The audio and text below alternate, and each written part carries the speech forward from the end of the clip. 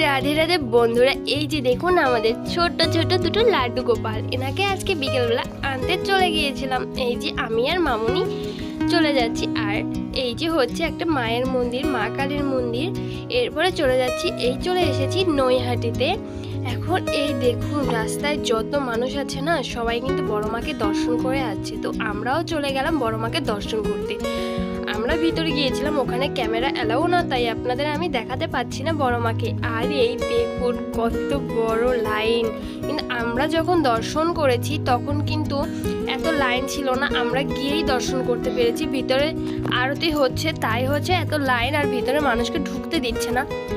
এরপরে হচ্ছে আমরা ভাবলাম যে গোপাল সোনাকে নিব বাড়িতে, এর জন্য একটা দোকানে ঢুকে পড়েছি। এখানে আমাদের মনের মতো আমরা পাইনি, এই বলে আমরা এখানকার একটু দেখে আমরা এখান থেকে চলে গেছি অন্য আরেকটি দোকানে। এই দোকানটার নাম ঢাকেশ্বরী দশকর্মা ভান্ডার। এই দোকানে সমস্ত রকমের জিনিস পেয়ে যাবেন, এমনকি সব বিগ্রহ পেয়ে যাবেন, সকল দেব দেবতার, ভগবানের সবার, গণেশ, বিশ্বকর্মা, মা কালী, বড় মা সবার, দুর্গা মা সবার আছে। এখান থেকে মূর্তিগুলো আমি সব দেখে নিয়েছি, দেখে না মন প্রাণ একদম জুড়ে যাচ্ছে। গোপাল সোনাদের যে দেখতে এত সুন্দর না, আর এই দেখুন গোবিন্দকে কত সুন্দর লাগছে, মনে হচ্ছে রাধা রানীর চিন্তায় বিভোর হয়ে আছে।